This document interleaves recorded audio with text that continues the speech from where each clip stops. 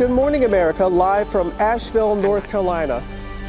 The wildfires raging in the Carolinas. As we visit 6 months after Hurricane Helene devastated this community, we see how it is rising. State of emergency. Wildfires rage in the Carolinas. Residents on edge. Fierce winds whipping up the flames, burning thousands of acres. Now, the mandatory evacuations ordered in counties across both states. And a new flood threat taking aim at the south. Our team on the ground.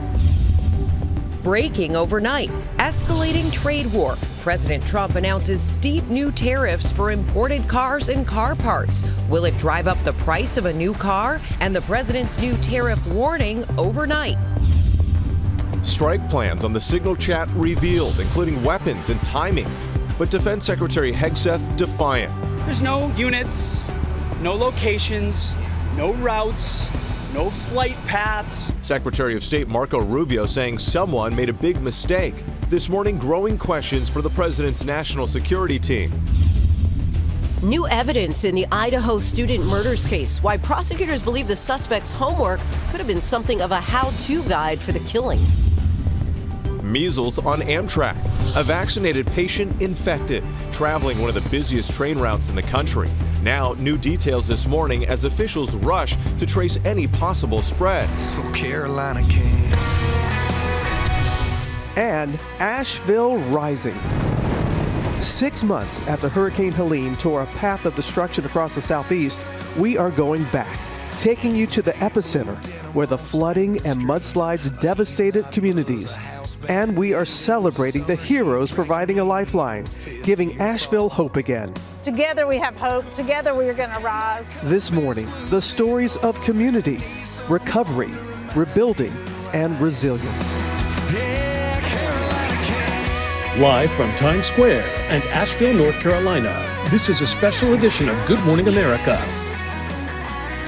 And Good Morning America. It's been 6 months since Hurricane Helene carved a path of destruction from the southeast to Florida, the Carolinas. It was the deadliest storm to hit the U.S. since Katrina. Robin, Sam, and Ginger are all in one of the hardest hit areas, Asheville, North Carolina. Robin, it's so great to see you all there. Good morning. Oh, thank you, Whit, so much. Carolina can, I tell you. We wanted to come back here to Asheville to see how far they have come in 6 months and how far we know they still have to go to rebuild. We are at Highland Brewery, which became both a gathering place for the community and a distribution hub for after that catastrophic flooding caused by, of course, Helene. They're still running distribution out of here now. I mean, at 6 months, you're still just moving the dirt around. We haven't completed anything, and we're going to show you the stories and ask for your help. All of these people have partnered with several organizations to help relief efforts like Beloved Asheville, which you'll meet them here. It had set up its operations here to provide essentials like food and water and help with the cleanup efforts in Helene's aftermath. Don't you love the name Beloved? Yeah. Beloved. Yeah. Beloved Asheville. I said beloved, but yeah, Beloved Asheville. Either I feel it. Well, the crowd that's here, they saw it, but they weren't going to, correct. They were, They're being so well behaved right now. They're like going, come on, son, come on. Yeah, I know, but I can't wait for you guys to meet them, too. The community is staying strong by banding together like they are this morning. And Ginger is with us as well and will bring us a story about how some of the youngest members of the community are changing lives. But first, Ginger, I know you're leading us off. You're tracking the wildfires raging in both North and South Carolina. Ginger, when we were flying in, Ginger, we saw all the smoke from the, you can't help but see it. As soon as we were landing and looked out to the north and west of us, we saw one of the new hotspots burning. So yes, coincidentally, we're here and the wildfire danger is high. Part of it is actually connected to Hurricane Helene because it took out more than 800,000 acres of forest. When you destroy those trees and they're lying around, that adds to the extra fuel, especially when relative humidity drops below 20% and the winds get kicking. This morning, multiple wildfires ravaging parts of North and South Carolina. Mandatory evacuations ordered in several counties across both states. In North Carolina, 30 miles southeast of Asheville, the Black Cove Complex fire, burning nearly 6,500 acres and destroying at least 11 homes. Everyone is going to tell you that we need more resources on this fire. The winds are extremely high. Matthew Rogers had just moved back to his cabin in Flat Rock after Helene tore apart the only bridge leading to his neighborhood. On Sunday, he was forced to evacuate. By Monday, he saw a Facebook video showing his home burning to the ground. I said, that's our house. There's our lake. The dock is still there, but the house it's gone. About all that's left is the chimney. Several new fires flaring up Wednesday. 200 acres burned in Haywood County. And 10 miles northwest of Asheville, the Freedom Farm Fire. It's burned at least 80 acres. Hundreds of firefighters from as far away as Oregon battling the fires in steep, rugged terrain that's littered with dry trees knocked down by Hurricane Helene. On his flight into Asheville, our Sam Champion capturing smoke billowing from the mountains. With dry weather until Sunday, folks here are on edge. It's like I'm going to be a little nervous to go to sleep.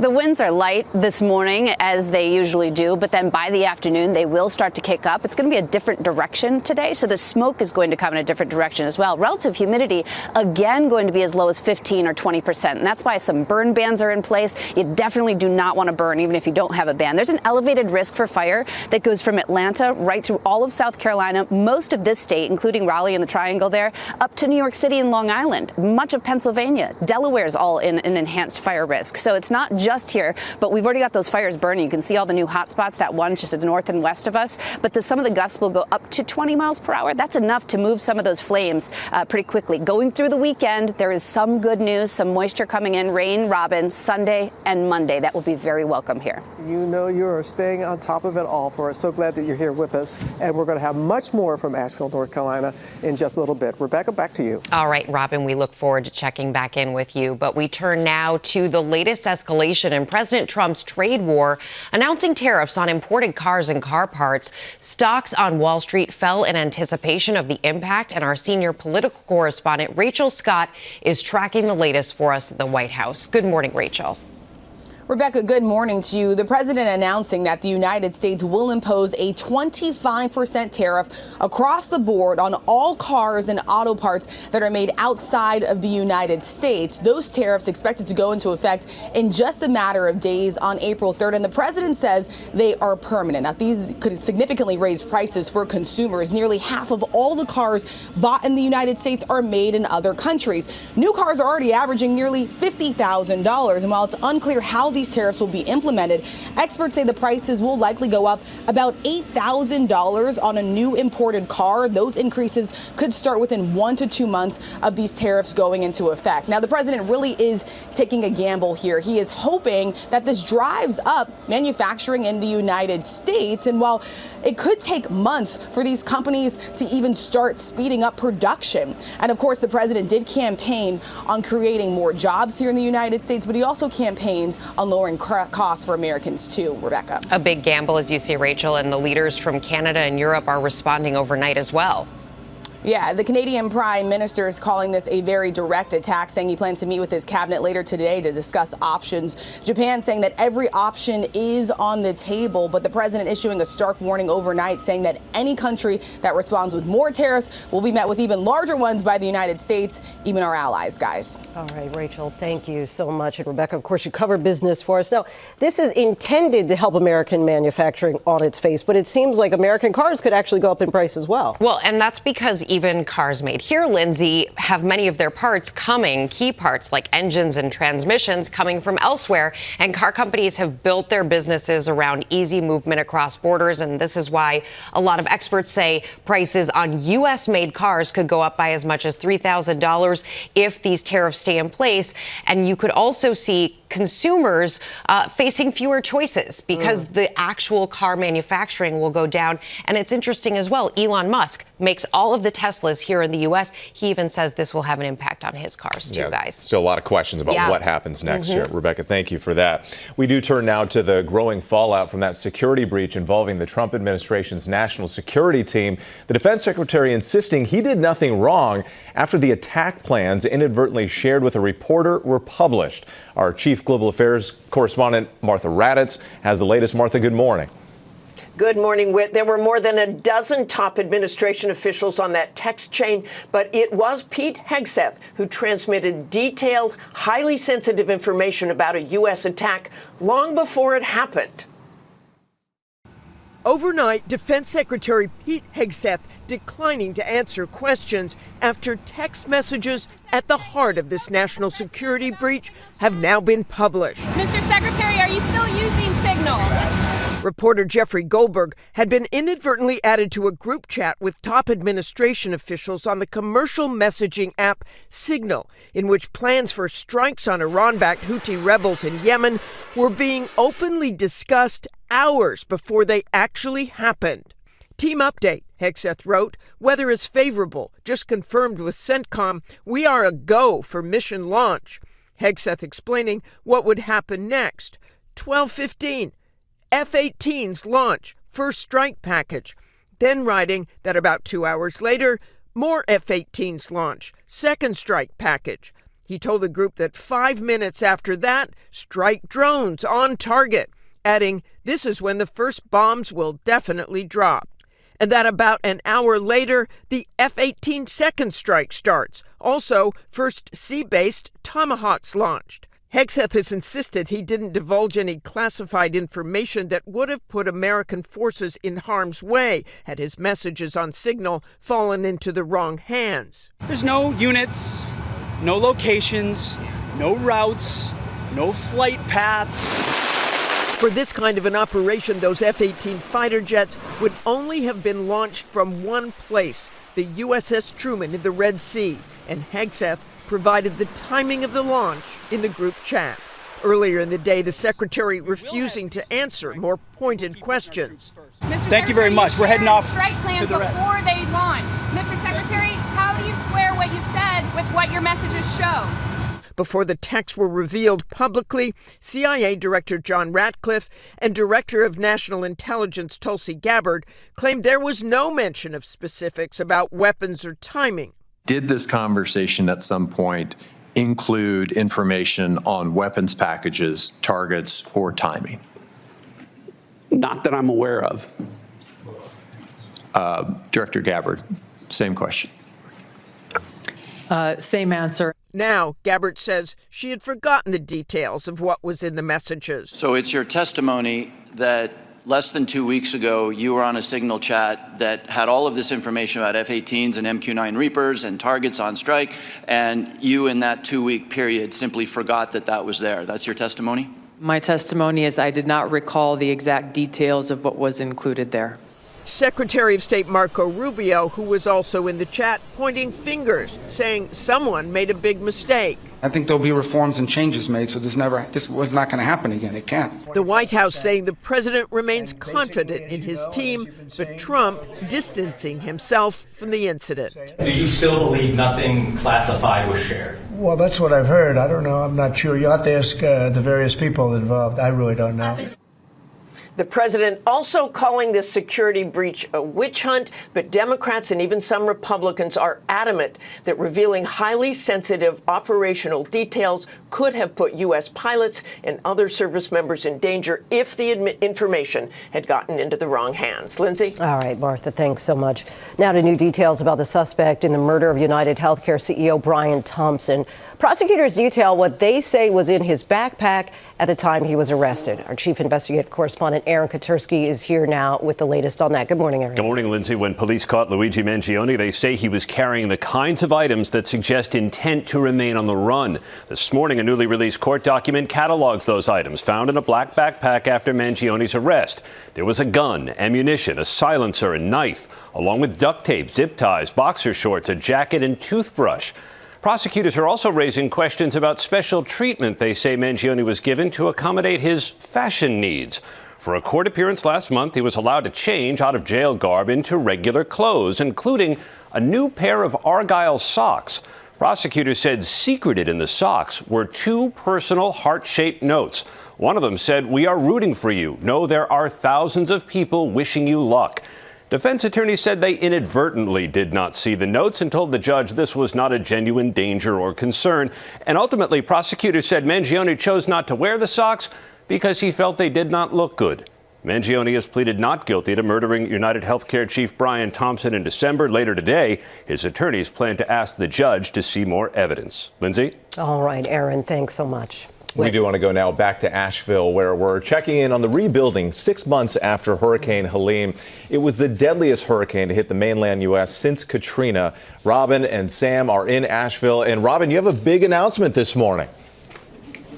I really do, and I can't wait to share it because, you know, Hurricane Helene caused nearly $60 billion in damage. That's the most in North Carolina history for a natural disaster. And the cleanup has taken a monumental effort with small businesses playing a key role. Yep. And this photo I want to show you, it was just how grueling it has been. That is 10-year-old Porter Edwards, who was helping his father clean up at a Mad Cove brew house in Marshall, North Carolina, a few days after the storm. And this is Porter this month at the same brewery, which is reopening. It's reopening today. But we know that the need here is still great, and it's going to take a lot more time and money to fully recover. So this morning, we are thrilled to announce that Lowe's will be making a $2 million donation.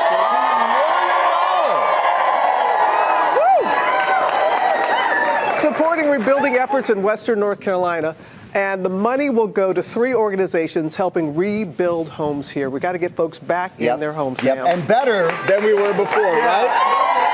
All right. So I know you're sitting at home and you're wondering how you can help, and it's really easy, and we do need your help. Scan that QR code on the screen to see just how you can donate to the recovery and rebuilding here. And guys, we're just getting started. There's so many surprises here. At some point, you will not be able to turn away from the TV because there's like one a minute. There's like a surprise every minute, and I don't want you to miss even one of them. Please stay with us. We're going to have a lot more here in Asheville. Let's go back now to Times Square. Already, I can't turn away, guys. Thank you so much. Really heartwarming, especially to see that young man right in front of that rebuild distillery. Yes. Also coming up on GMA, what the prosecution in the Idaho college murders case is saying about the suspect's homework assignment on crime scenes. And ahead here, new details on the vaccinated patient infected with the measles who traveled on one of the busiest Amtrak routes in the country. And it's baseball's opening day. Will Reeve is at Yankee Stadium. What a great assignment, Will. Good morning. Sure is, Rebecca. Good morning. Two of the best words in the language. Opening day. There's so much to discuss, including the rookies who are already making headlines. That and more coming up. Just getting started here in Asheville, North Carolina. Can we see some of the signs that are here? Help us come back. That is why we are here this morning. Hope. Love Asheville, save our woods. Look, miss you like crazy. Come on, everybody. Back, and by the way, we're going to introduce you to Rebuilding Hollers. These young gentlemen are doing some good work, too. There's a lot we've got to do here. By the way, we fed them breakfast, but they didn't get to eat all of it, so because we had to get them ready for TV. I know, but they are ready for TV. I don't know if we are, but stay with us because we have a lot of surprises, a lot of things that we want to share, but mostly we want to show you the strength, the resiliency of these people here in Asheville, North Carolina. So come on back to GMA. Welcome back to GMA, and look at that. That is the sun rising over the historic Biltmore Estate in Asheville, North Carolina. A place of pride for the community closed after the storm. The Biltmore is open for business like so many small businesses in Asheville. Robin, Sam, and Ginger, they're all there in Asheville this morning to see how the area is rebuilding. We're going to check back in with them coming up. So many heroes there with them, and we look forward to joining them. But we're going to turn now to the Idaho student murders case and potential new evidence against the suspect, his homework. Kana Whitworth joins us with the details. Good morning, Kana. Yeah, Rebecca, good morning to you. So that new evidence is helping prosecutors hone in on the former PhD student's classwork, specifically his crime scene scenario final. But Brian Koberger's lawyers say that early in his education, he was treated as a child with special needs. But now, with just a few months until trial, it's all under the microscope. This morning, prosecutors in the Idaho college murders case saying Brian Koberger's homework could play a crucial role in the trial. In a new filing, prosecutors say the alleged killer turned in what amounts to be a crime scene how-to guide as part of a homework assignment in 2020. Some of the details mirroring the Idaho college murder scene. Prosecution is trying to make the argument that this information place somewhat of a playbook for not leaving evidence behind a crime scene. The 12-page crime scene scenario final from his time at DeSales University detailing how an investigating officer would process a scene where a deceased white female had been found, including the use of protective clothing to avoid contaminating the scene or leaving fingerprints. While Koberger's lawyers say he is innocent and argue he has a developmental disability that prevents him from having the speed and coordination to carry out the murders, prosecutors point to purchases he made, including a balaclava, a type of ski mask that covers the head but not the eyes. They say he bought it in January of 2022. Prosecutors sharing this never-before-seen image drawn by the surviving roommate in the days after the murders, showing what they say appears to be that kind of mask. She told authorities the man behind the mask that she saw in the house that night had bushy eyebrows. And another purchase in the spotlight, a K-bar knife and sheath bought on the Amazon account Koberger used, similar to the knife and sheath seen in this image from the Amazon website. But the defense arguing that anyone from the suspect's family could have made the purchase from that Amazon account. Well, prosecutors also say they can provide testimony from witnesses with knowledge that Koberger is the one who purchased the knife. The murder weapon has never been found, and prosecutors also say that Koberger searched Amazon for a replacement knife after the murders. The next hearing in this case is on April 9th, guys. And we know you'll be staying with it. Kana, thank you. Welcome back to Asheville Rising. I wish you could see all of these smiling faces and these signs, because we are here to see how this beautiful community is recovering and rebuilding 6 months after Hurricane Helene devastated the Southeast, claiming 249 lives, 106 right here in North Carolina alone, and destroying thousands of homes and businesses. This morning, 6 months after Hurricane Helene's historic wrath, the Asheville community is still picking up the pieces. The storm first making landfall as a Category 4 hurricane in North Florida. Whoa! Then leaving a path of destruction across 7 states through Georgia and eastern Tennessee, and flooding western North Carolina. Helene dumping up to 30 inches of rain on already soggy ground, triggering catastrophic flooding and landslides. Entire towns along the beautiful Blue Ridge Mountains turned into rubble. WLOS morning anchor Taylor Thompson took me around Swannanoa, which quickly became Helene's ground zero. The Swannanoa River here was almost 30 feet high, which is an insane record, above this building. Wow. These houses in a nearby neighborhood having to be gutted and completely rebuilt. But Taylor says the damage in this area only tells part of the story. 27 counties declared a state of emergency, and there were so many other counties that aren't Buncombe County that are still reeling. So they don't always get the same attention Asheville does and the same amount of help. Thank you for that. It's so important for them to know that they're not forgotten. But recovery won't be easy. Millions in the declared disaster area likely don't have protection for their damages and losses. The only analogy I can think of for this room was it was like a washing machine in here. The storm lifting up homes like Lance Mills. That used to be where the front porch was. The front porch is over there now. Excuse me, so this is not where the house was? This is the foundation where the house sat. It used to be attached to this breezeway. It was parallel to the garage. He says Helene's effects go far beyond what meets the eye. This was collective trauma for an entire region. That's well put. And you know, to some degree or another, all of us were affected and still are. And so it's important for people to know that. It's important to know that we still need help. Much of Asheville sustained by tourism, visitors spending nearly $3 billion in 2023.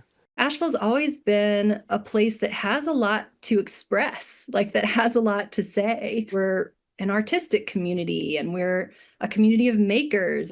The key to its recovery, it's small business owners who make up 96% of businesses in Asheville. The storm sweeping Asheville Tea Company's headquarters completely off its foundation. There's a lot of our packaging, still up in trees and strewn about miles down the river. Nothing was salvageable. Founder Jesse Dean says they're now starting from scratch, blending and packaging their teas out of a shared space. There's a long way to go still for so many businesses, including mine, to get back to where we were. We don't want to just survive. We want to thrive. And Guajiro, a family-run Cuban restaurant, the food truck and newly opened indoor lounge hit hard by the floodwaters. Once we were able to get inside, there was probably about 2 to 3 feet of mud and silt on the floor. The floors lifted. I mean, it was 24 feet of water. The family now operating in a new food truck. Guajiro is open. Come by and be a part of the comeback. As they work to make ends meet. We're still struggling to make payroll. A lot of the businesses like ours that lost everything still have a debt. So having a plethora of customers come through is really going to make or break us this spring and a lot of other local businesses in Asheville. The River Arts District is home to Asheville's creative hub, where artist Leslie Rowland lost her studio. It's such a weird juxtaposition to be in such a beautiful place. There's just so much joy, and at the same time, there's, a heaviness of heart. In the aftermath, the artists coming together, sharing food and resources, determined to rise once again. We can survive. We can do this with community, with intelligence, with resilience. We can move forward.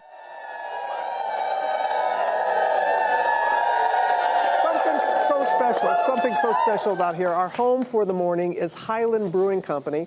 The brewery has been at the center of Asheville's craft beer scene for 3 decades now, and in the days after the storm, it became a distribution center for the community. CEO Leah Wong Ashburn and her husband, the brewery's vice president, Brock Ashburn, are here with me now. Thank you for allowing us into your home like this. We appreciate it. So, tell me how the brewery was impacted by the storm. Well, luckily we're on a hill, so we didn't have a lot of physical damage, but we were without water for 2 months, so no brewing for sure. Yeah, but we had people, equipment, and skills to share. Yeah, but how did it become a distribution center, a hub for everybody? It almost had to be. We were able to open up our loading docks. We had forklifts, we had people, and we were paying them to come to work. So we were able to host. We had flat ground. We were able to host up to 8 different aid organizations at the same time, including Beloved, who obviously is still here. And we were able to partner with them. The generosity of the U.S. is so amazing. We were having 6 to 7 trucks a day coming with supplies from all over the country. Yeah, and the need is still great. Amazing. Yeah, it is, but you're getting there. And what is it? How you started some kind of some help for some workers? Right. What'd you do? We know that there's long-term needs, so we introduced a new beer, and this is it. It's Highland Haze. Oh. So this beer is on draft only, and for 6 months, we're going to make a donation to North Carolina Hospitality Workers Relief. Oh my goodness! With every keg. All right. As soon as we wrap, drinks are on me. That's right. Let's raise some money. Leah and Brock, thank you so much for what you're doing, and your brewery is just absolutely spectacular. Thanks for being here. You're very, very welcome. Let's go back now to Whit, New York. Whit's heading down there for the drinks. Exactly. Yeah. Save some for me. We'll check back with you in just a bit, Robin. Thank you so much. Now with our play of the day and play ball. We know what that means, right? Will Reeve is out there. Yankee Stadium hours before the first pitch. Opening day, Will, right? 2 best words in the dictionary, is that what you said? Yeah, you got that right, Whit. Good morning to everybody. 148 days ago, the baseball season ended with the Los Angeles Dodgers winning the World Series right here at Yankee Stadium. And here we are again. You said it, those 2 best words in the language. Opening day, hope springing eternal for 30 major league teams, 28 of them in action today. 2 of them already played in Japan, the Dodgers and the Cubs. The Dodgers picking up right where they left off. Shohei Ohtani and all those other superstars winning the first 2 games of the season back in Japan, and now they're back here in the U.S. And today here at Yankee Stadium, the Yankees will host the Milwaukee Brewers. The Yankees so close to winning their 28th World Series title last year. Didn't quite do it. This year, the team looks a little different. Their star pitcher, Garrett Cole, is out for the season with an injury. And Juan Soto, the superstar, crossed town to the Mets, signing that record 15-year, $765 million deal.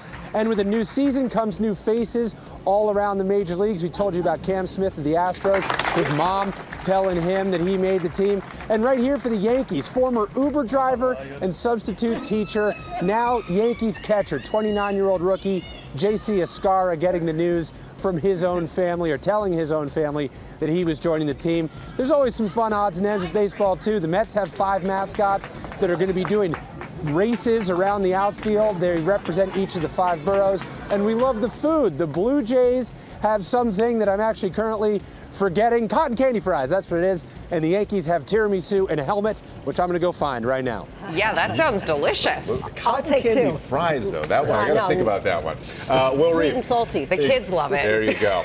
Love it. Okay, let's go back to Robin and Sam back in Asheville. We're just jamming, folks. We're just jamming because we got some big surprises for the folks here in Asheville who have been rising up to help their community rebuild after Hurricane Helene. So you're hearing a little bit of guitar and banjo going on right there. Country superstar Chase Rice is performing live. He's from this area. Yeah, and giving back right now. Go Chase, go Chase!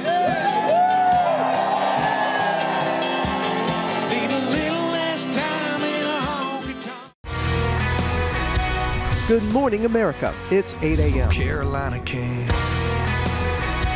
Carolina can. We're live in western North Carolina this morning, 6 months after Hurricane Helene devastated parts of the southeast, with Asheville rising, as the community here recovers and rebuilds, with hometown heroes leading the way. From the nonprofit on the ground from day one. What we know is together we have hope. Together we are going to rise. To the middle school secretary who stepped in and stepped up. Plus, the A-plus high school students putting their skills to the test.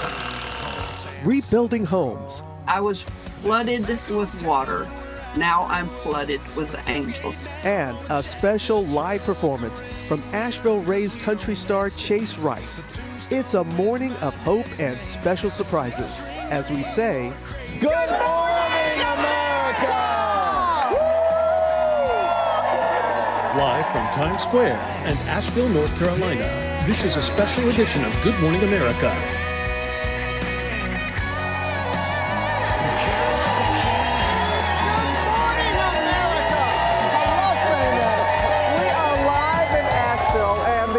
As you know, is rising and rebuilding 6 months after Hurricane Helene, but there's still a lot of work to do, Ginge. So much work yet, but Helene wiped out 80% of Asheville's River Arts District, which is home to hundreds of artists, galleries, and businesses. And one of those artists, Nabil El-Jahari, is here with us here with Asheville Rising. He made this mural. He created that mural for the community. It is beautiful. Thank you so much, Nabil. Thank you so much.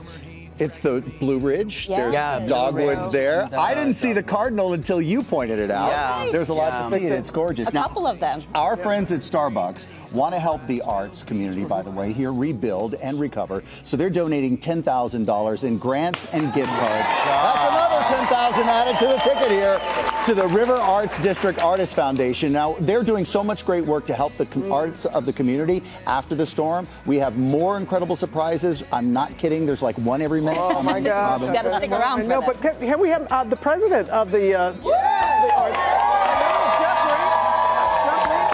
So $10,000. Thank you so much. This is so incredible. We are so appreciative of everything that you've done for our community, and thank you to Starbucks. This is an incredible, incredible thing. Right. I FaceTimed with your mom and dad last night, didn't I? Yes, you did. You made their day. They're watching now. Hi, Mom and Dad. I'm kidding. I did. It was wonderful. You're so sweet. Thank Good to see you again. I didn't know. I didn't know you were the president. Who knew? Who knew? All right, let's go back to Times Square because we've got to come back here in a minute.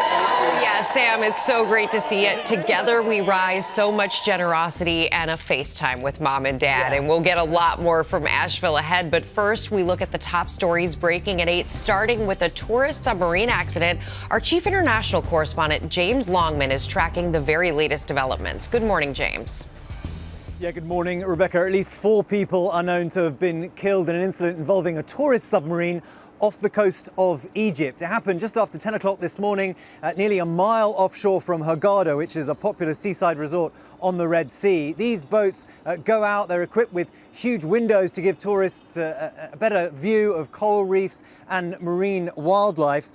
There were 45 people on board at the time, including some children. This was a Russian tour group. It's not clear how these people died, if the submarine hit the coral reef. That is yet to be established, but most of those on board are understood to have been rescued now. Many of them are being treated in local hospitals. Some of them have been able to go back to hotels, but this is not the first incident in the Red Sea. There was a serious accident that happened in November last year. There were some fatalities involving tourists, and that prompted the UK authorities to issue a warning about dive boats in this area. Whit? Yeah, alarming details, and that's still unfolding this morning. James Longman for us, thank you.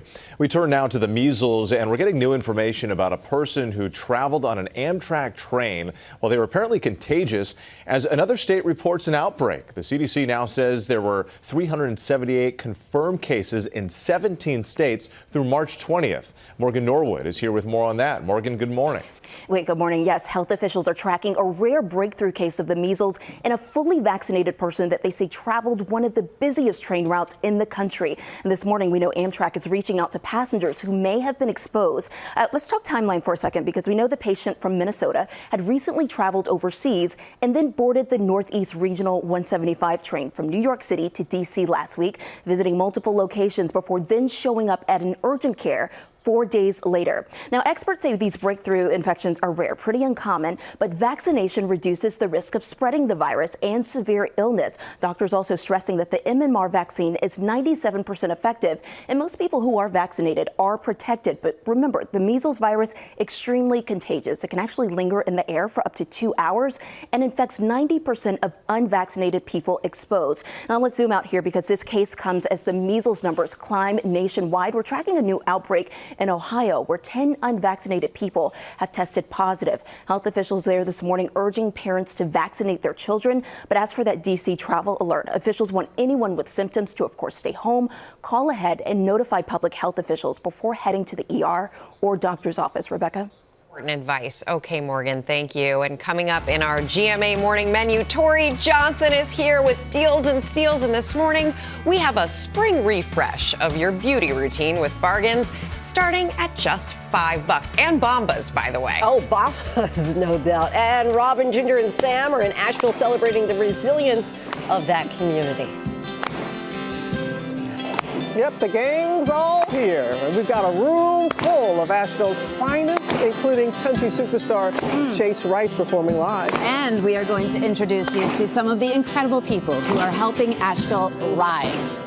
We've got a bunch of surprises left as well. I'm telling you, keep that count. It's like one coming every minute. I'm all about this. And it's all coming up on GMA. We'll be right back. Go, Chase.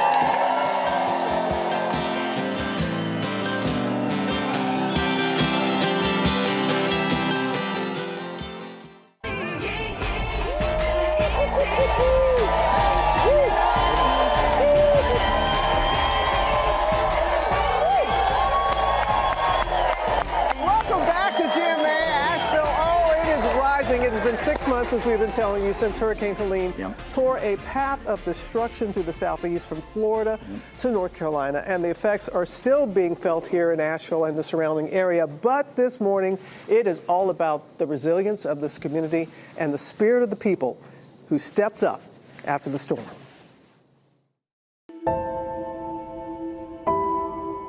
In Swannanoa, North Carolina, you'll find a community still reeling in the aftermath of Hurricane Helene.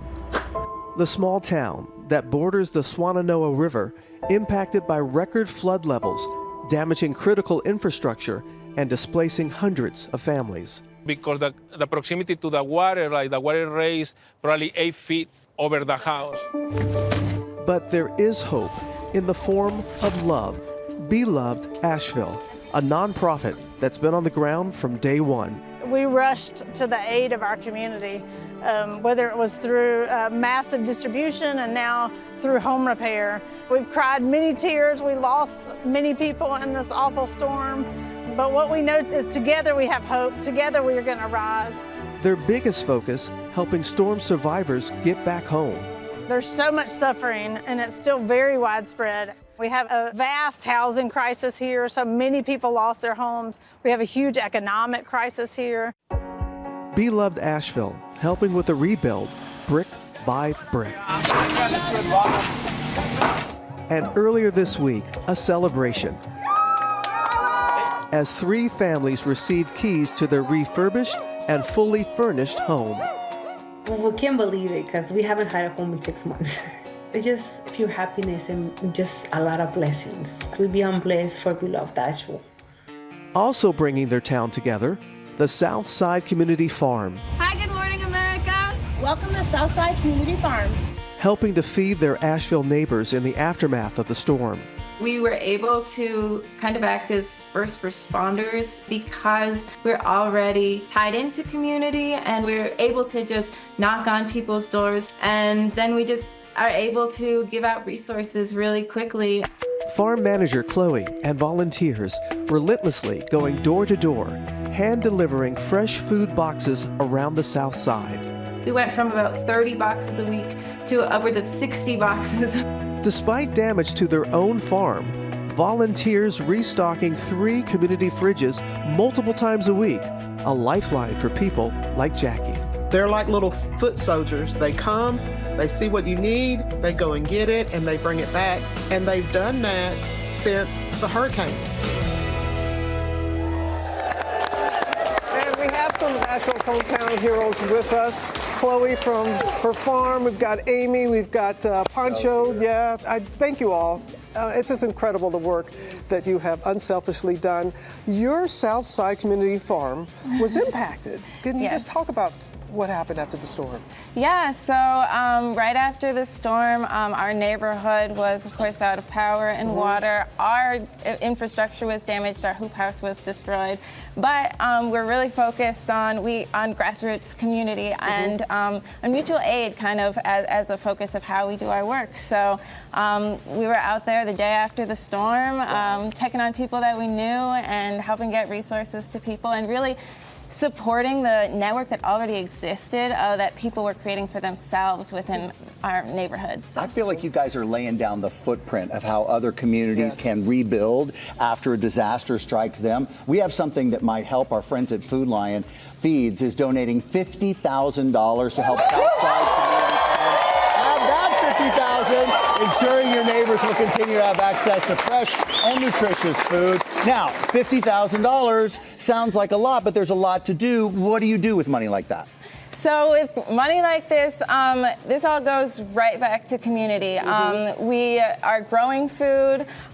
We are doing youth education with kids in our neighborhood. But we're also stocking free refrigerators multiple days a week. You know, we have 3 free refrigerators in the neighborhood that we're stocking with our own food, but also additional products. We purchase supplies from local small businesses of color, focusing on BIPOC business owners. And we're also delivering food to people's doors to make it as accessible as possible. That's what it's about. Thank you. Thank you so much, Chloe, for that. And, you know, be loved. Be loved. I got it. Be loved, Asheville. Amy and Pancho, thank you again. And you've been in the community for a while. You didn't just show up. That's right. You've been around, right? Been on the ground for 16 years. Yes. Building community, and we know the strength of this community is in the roots and the people that have been here and are going to be here long term for one another. And what have you seen since the storm, that same resiliency? It's been absolutely amazing. What we've heard is neighbors literally saved one another's lives throughout the lifeline for each other. Ordinary people became superhuman as we mutually worked together to lift each other up. And what we know is that resilience is just growing. Our hearts are beating as one for each other, right, Pancho? Yeah, the resilience for sure is our inspiration every day. This community have a lot of resilience, a lot of power, unity in the maximum of the expression that you can imagine.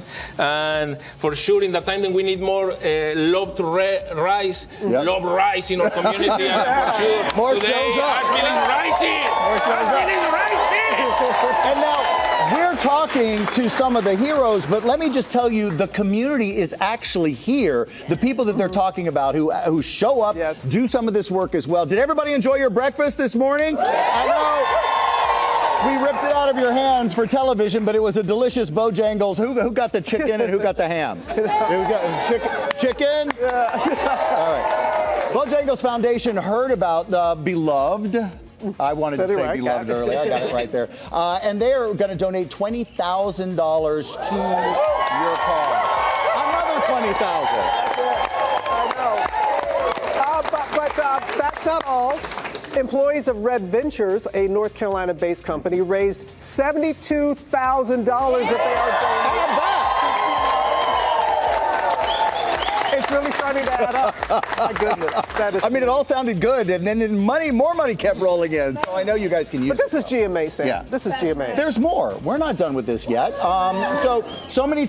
Many of you told us that you lost your communication during the storm and couldn't do the things that you needed to. So HP Renew Solutions want to help by donating $30,000 worth of laptops to people who need them. There's more.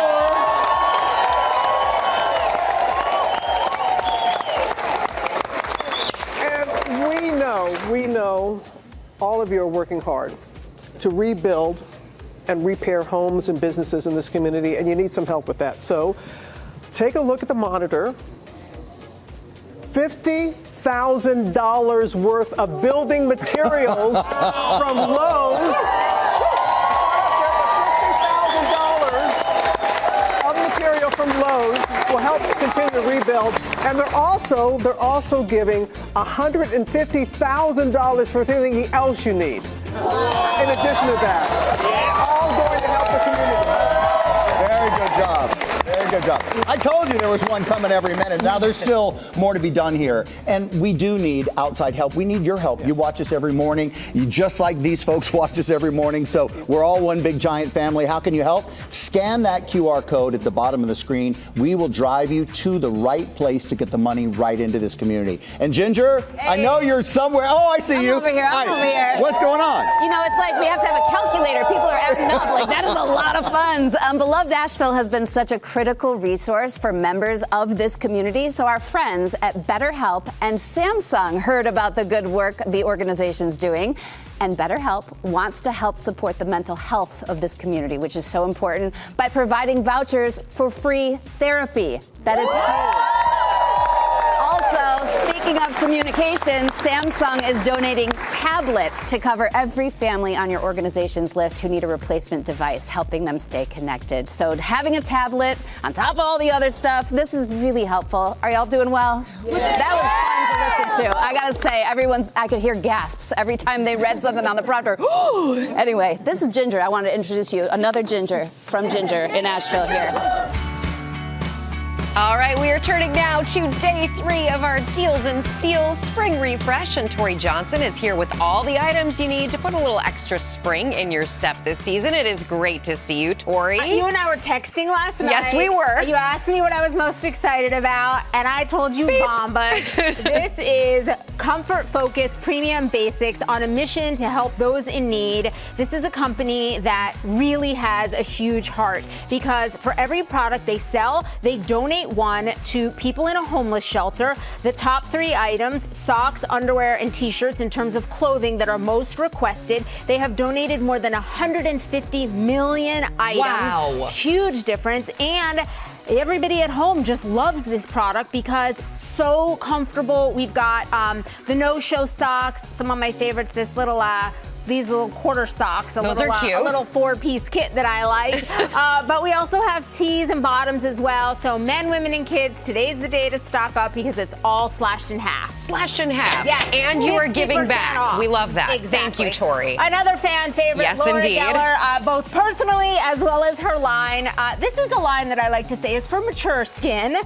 Makes everyone look gorgeous. Laura herself curated a kit specifically for us called Gorgeous at Any Age, which is this entire front little palette right here. So you get their best of the best face palette, which is everything you need to just do it all. It's kind of like thought out for you, yes, so that you can get the highlighter, the blush, the eyes, all in one.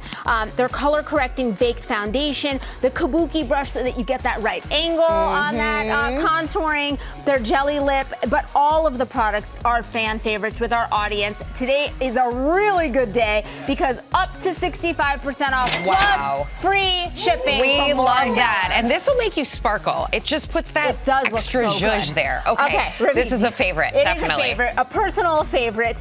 This is a line that was created by a plastic surgeon. Their very first product, this one right here, it's their, I like to start with the nighttime because nighttime is an opportunity for your skin to like get to work for you without much effort on your side. This nightly retexturizer. Yes. It will help to gently exfoliate as well as moisturize overnight. In just one night, you can see a visible difference. With continued use, you'll see even better results. And then for daytime, the moisturizer with SPF. If there's one thing that you do for yourself to prevent premature aging, to protect your skin and to moisturize your skin, this moisturizer with SPF, everything from this line, Rebecca, 50% off. And you never see that. Free shipping. You never see that with a prestige It line. also smells really good. Really nice. Okay. This smells really good too. Provence smells really good. I opened this one right here for you to try that. Sorry, my bad. Go ahead. Okay. Yeah, go with it. That's a Lily of the Valley. It smells really nice. Oh, that does smell nice. All of these products, small batch, handcrafted. They like to say they're all done in the heart of Provence. They like to say that not all French soaps are created equally. Theirs are really phenomenal. A fan favorite in the studio is this lavender I like the bar. texture inside. Yeah, it's so nice. Sorry, I made you No, put I on put like, a lot. You put on a lot. But that's I'm good. really you are going to be moisturized. moisturized and you're going to smell really good. But you know what? This is nice good too. for you ingredients in this. So it's so good for your skin. All of the products are phenomenal. They're all slashed up to 66%. They start at just $5.50. Nice. Okay. Very nice. Keratin Care. We're moving from body care to hair care. Yes, please. Keratin Complex. This is a great line that's all about strength depending on your hair type. It is good for all hair types. So we have a color collection, a hair strengthening collection. So if stronger, better, healthier looking hair is for you, 50% off, starts at $12. Then we've got Kitsch making their GMA deals debut. All kinds of hair accessories that we have in here. We've got the towel scrunchie that I love, the hair turbans. This is cute. It's so good. We also have the heatless curlers. These are like the viral sensation. Yes. So that you get that good looking kind of bedhead look. While you're sleeping, you get that good bouncy look without the bedhead is what I should say. So that you wake up with those perfect curls. We've got kind of their entire best-selling hair accessories, all 50% off, starts at $7. Excellent. And then the last one, our Discover Box. You and I were texting about how can you do all of these things in one box? Awesome. 21 full-size and travel-size products. You guys love trying things. We love trying things, so it's our pleasure to help curate that box. You'll get all the details on our website. Incredible work, as always, Thank you. Tori. And Thank you smell really good. Oh, now I You do. smell Thanks to extra you. good. And we've partnered with all these companies on all these deals, and you can go to goodmorningamerica.com to find all the offers. And coming up, hometown heroes and country superstars in Asheville. Can't wait. Welcome back to a special edition of GMA, live from Times Square and Asheville, North Carolina. And welcome back to GMA. As we mentioned there, our special Asheville Rising event. We are back in North Carolina 6 months after Hurricane Helene to see how the people are recovering. Hey, Robin, back over to you. Okay. Hey there, Rick. Wow. Oh, my gosh. The energy is off the charts. And I've got some sorority sisters back here. You know, Ginger, Sam, and I have met some incredible everyday heroes here. Like this woman right here, Brittany, and you're going to hear her story because she sprang into action to help neighbors in need. And can we get a round of applause for Asheville, North Carolina, and for Brittany as well? We have a little bit of a surprise. Sam, what's going on? Robin, I just had to leave for a second because I had to go pick up a surprise. And by surprise, I mean a surprise with horsepower. Let me show you why Brittany's awfully special. Watch this. Brittany is compassionate. Brittany is one of the kindest humans I've ever met. Brittany Killian is creating hope for those who honestly lost it all. Brittany was one of those people that was instrumental in making sure that we knew what people needed. She has a big heart, a strong soul. The Fairview area outside Asheville suffered crippling devastation following Helene's historic damage. Not surprisingly, the community didn't know where to turn. We were stranded. We were on our own. So the Cane Creek Middle School front desk secretary stepped in and stepped up. She's all in. That's Brittany. Even as the floodwaters started to surround her own home, she made it a mission to save her town. The work Brittany did literally saved lives. So she was able to come here to the fire department, grab the supplies that folks needed, whether it was food, water, medical supplies. Just piling her little car up with stuff and driving it wherever she could get to. Facing hurdles along the way. Brittany has a very old Subaru that is just a wreck. I would just laugh at her and say, how in the world are you still driving that around? And if that wasn't good enough, then she would actually join the National Guard on their ATVs. She's a little bit more of a daredevil than I would be. And now, a thank you for this hometown hero. We're always going to look back on this, and we're going to look back on Brittany. We're going to look back on what our community did. There's just no words. Just thinking about everything that everyone has gone through and like reflecting back on, you know, what Brittany did for everyone. Yeah. Has just, it's yeah. just, and there's not words. Yeah. And I feel like she's definitely the epitome of goodness and graciousness.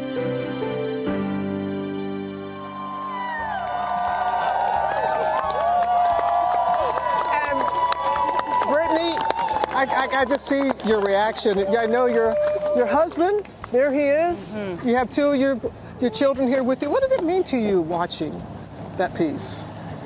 Sometimes you forget what we went through, and it just seems like a distant dream at this point. So to watch it start all over again, just everything came back. Yeah. Like everything that we had went through, like running the mountains and hiking into places I shouldn't have been. Like it just made us remember, like, the times that we lived through and what we survived. Yeah, and how strong you are. I love how your son was comforting you throughout that. And what about that beat up car? Now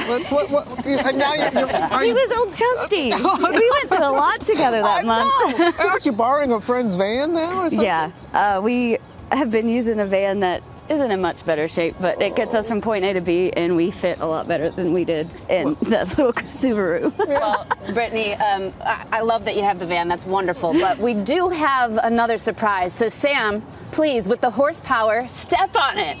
Woo!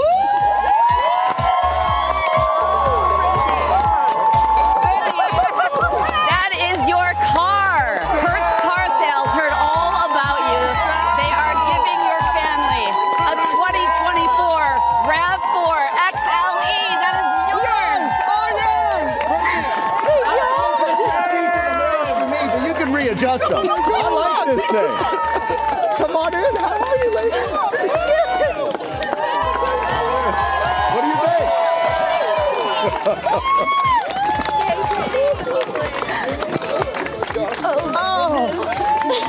It's a jewel. It's got some pickup too.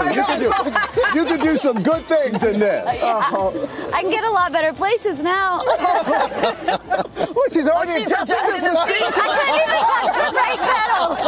Oh, it's incredible. So what does this mean for you and your family? That means that we can actually get from point A to point B without worrying about when we're going to break down again. I couldn't think of anybody that deserves it more than her. Oh, bless y'all, bless y'all. And Thank y'all. The reaction from your friends in the community here, they were cheering so loud. They're so happy for you. So happy for you. At least one of you is close to getting a learner's permit. If you haven't already got it, right? I just to bring that up. Leave it to Sam, right, Ginger? We are Asheville Rising this morning. We came back here to see how people are rebuilding after Hurricane Helene. And boy, are they ever, right? I'm telling you, yeah. Oh, we met some high school students, too, who are putting their skills to work to help their neighbors. You've got to see this. I want to help because I just want to give back to my community and help rebuild what we lost during the hurricane. I can see this house go out and give somebody who doesn't have a home somewhere to live. For the seniors in Jeremy Dott's Honors Carpentry class at Mountain Heritage High School, the lessons learned are changing lives. When they heard that we had the opportunity to be able to build a home for people in our community that were directly affected, it was absolutely essential to the way the program just came together. When Hurricane Helene ravaged so much of the region, many people were forced to start all over, like Sherry Housley. I was gutted. It was just a total shock. I just sat there I remember sitting on what was left of concrete blocks of the foundation of my home and just thinking, I don't know where to go. I don't know how to cope with this. So those students went to work to help get Sherry back on her feet. It makes me feel very proud knowing that I am able to help and change someone's life that is in need through not only school, but building and just helping out those that can't really help themselves. Teaming up with Stephanie Johnson's Rebuilding Hollers, a charity that was formed after Helene. We have so many community members that lost their homes, and all of these boys were affected by the storm. We all were. We all lived through everything that happened. And this May, Sherry is getting ready to move into her new tiny home. You can't even put it into words sometimes. It's just so great, and it's a blessing just to help others get back a house. We have some awfully good young people in this neighborhood, in this community, and they are really showing off right now up there. And that is just the beginning, with Rebuilding Hollers committing to nearly 400 repair projects for those who need them most. I was flooded with water. Now I'm flooded with angels.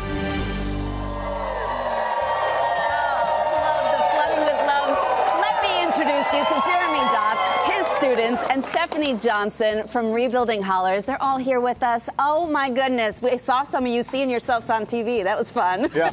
But Jeremy, this was so much more than a lesson. Tell me about the impact it had on your students and on everybody. Well, a lot of my students were directly impacted, just like a lot of people in Yancey County were. So when they knew they had the opportunity to rebuild a home and work with people in the community to directly help them, it was an easy to sell, and they were right on board with it because they knew they were going to help their folks. They did. Stephanie, Rebuilding Hollers is something that you put together right after the hurricane. Yes. And your young people, your students, have been my favorite cheering section. They are good to go. They are ready to be loud. How do you keep them motivated? What kind of work have you put them through? Well, we're so proud of them, and I go visit them. I encourage them. Just cheer for them, because Yancey and Mitchell County were devastated. Yeah. They see it every day. So when they go to school on snow days to work on this house. They're so excited. So the storm did it. They want to rebuild. Do you feel like this gave them a kind of a sense of control over help putting their communities back together? Absolutely. It's making them part of the process. We're all rebuilding Hollers together. All right. Well, we have a little surprise because we haven't stopped yet. Our friends at 84 Lumber are proud to donate $15,000 worth of materials to Rebuilding Hollers Foundation. That will help, but you know what else? We need a little flooring. So Armstrong Flooring is donating $15,000 worth of flooring as well to help the rebuilding efforts.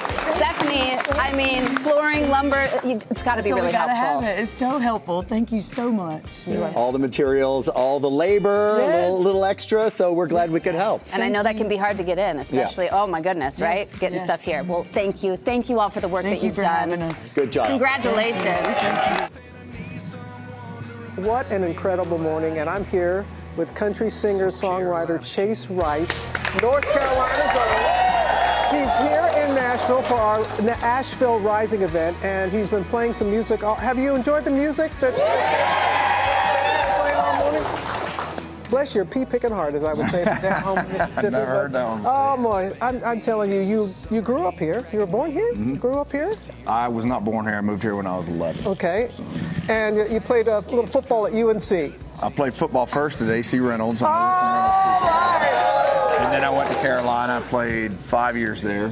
Tried to get a 6th year. I might have a 6th year in me, actually. I'm going to try to get that. Now, this gig is working really well for you, all right? A lot better on my body. What does this morning mean to you, being from the area and seeing how the community is being supported? And I know that you've been doing a lot as well, Chase. It's a lot of other artists, especially, have been doing a lot for this area. But it's awesome. I got to see some high school buddies yesterday. I got to go down to River Road and I saw what it was 6 months ago, and then I saw what it was yesterday. So it's a big difference. There's been a lot of cleaning up, so that's special. That's awesome that there's been so much help. But you've done your part too.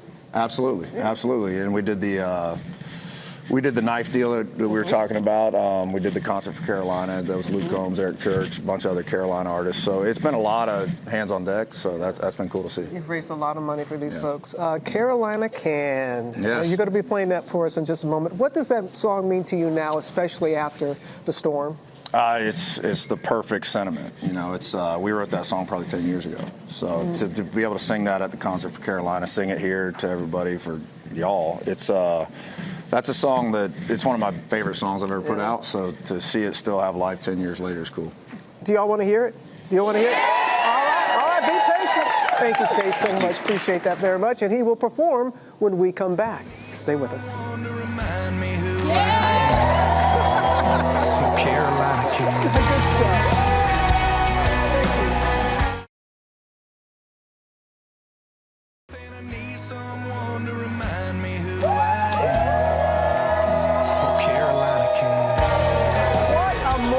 Has been, I'm telling you. How about some music? I'd love that. And not just any music. Chase Rice, and he's going to be performing Carolina Can, and boy, can it ever. Chase. All right. It was laying pennies on the rails, sneaking off the chew, yeah, man. It was a Friday night wind followed by a Saturday brew. Was the first blue ribbon my dad and I drank. Baptized on Glenville Lake. Tear in her eyes and now we lost all we had to lose. That tobacco town where I grew up. Tailgate down on a jacked up truck. The ring we earned cause we own that state. Tombstone with my daddy's name. Now this 6-string dream on a crazy course. Got my compass losing north, and I need someone to remind me who I am. Well, Carolina Can.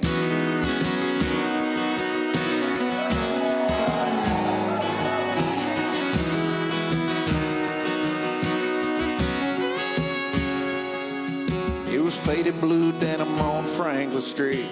A East night buzz, a house band beat. It was a summer heat dragging me to a 5th-year fall. It was class to skip cause the room couldn't teach, but we learned 3 days on Wrightsville Beach with my high school love, short hair and that sweet hometown southern drawl.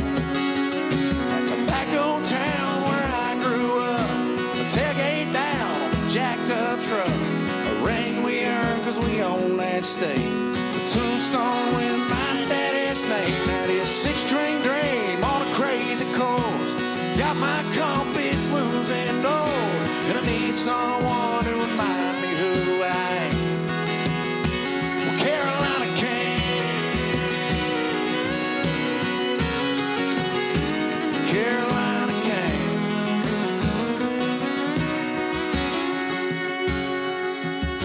Tobacco town where I grew up. Tailgate down on a jacked up truck. A ring we earned cause we own that state. Tombstone with my daddy's name. Now this 6-string dream on a crazy course. Got my compass losing north, and I need someone to remind me who I am. When I need someone to remind me who I am. Carolina Can.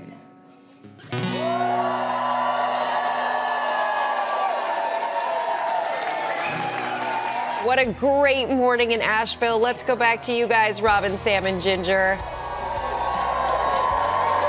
What an experience this has been, right? Yes, we were at a restaurant last night called Curate Downtown. Downtown is open and it is gorgeous.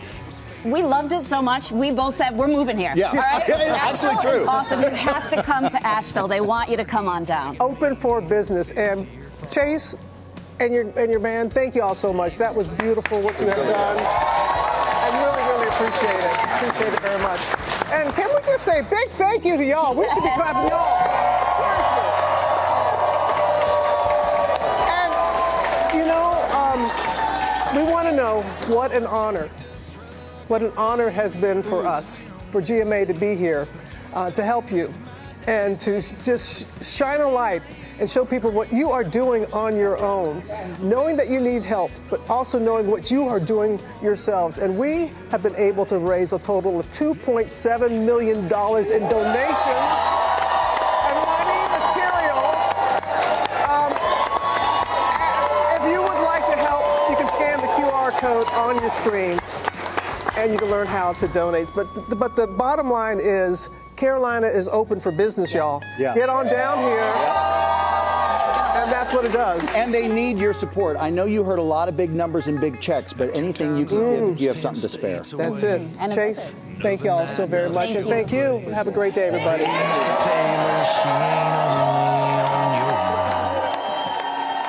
That tobacco town where I grew up, the tailgate down on a jacked up truck, a ring we earned 'cause we own that state, a tombstone with